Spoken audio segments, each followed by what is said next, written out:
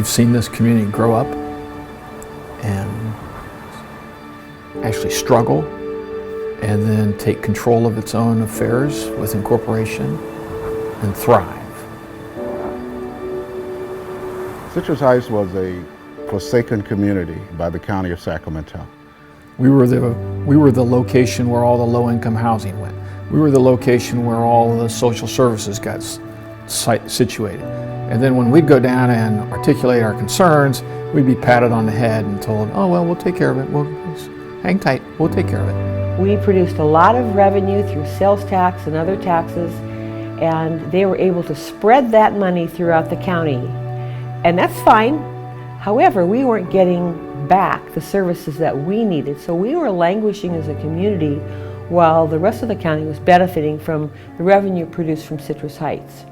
And the Chamber of Commerce actually drove the effort for incorporation.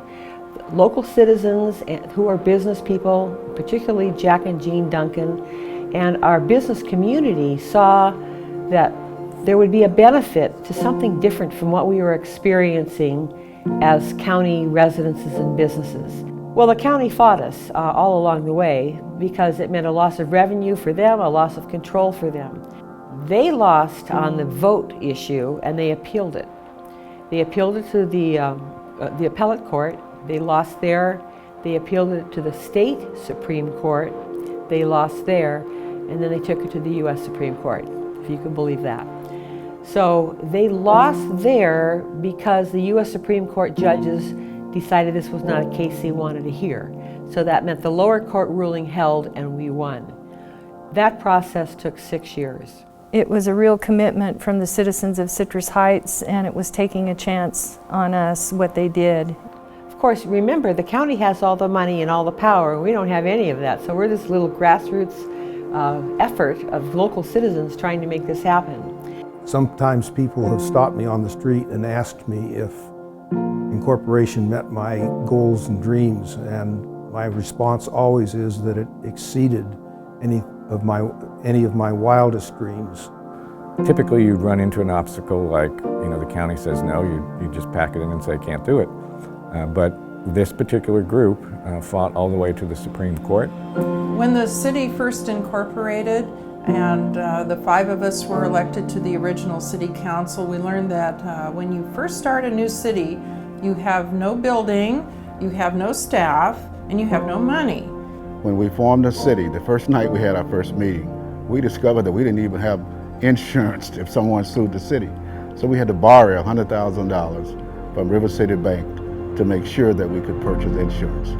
The city council at that time, put out an RFP for looking for a new city manager. But the bottom line is they hired Henry Tingle and promoted him from being general services director to becoming our city manager.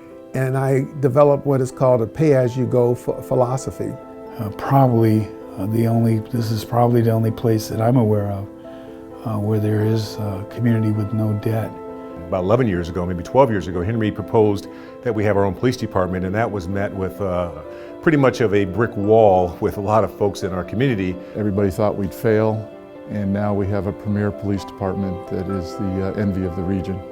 We've really been able to put in some award-winning and extraordinary cutting-edge crime reduction concepts that have really worked great for us. Outstanding police services in the city, led by a outstanding chief, and the community is the benefit of this outstanding law enforcement.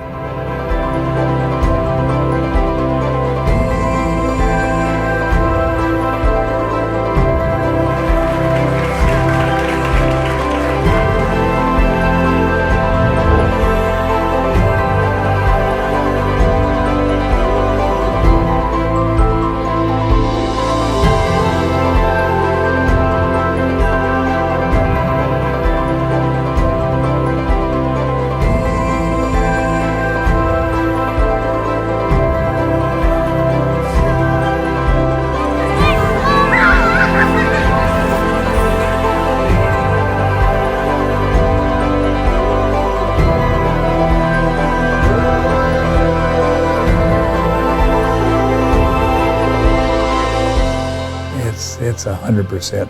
I mean, it's 100% different now than it was before. We didn't have any police protection. We didn't have anything here in the city that our tax dollars was going to Sacramento instead of staying here in Citrus Heights. So This is a success story.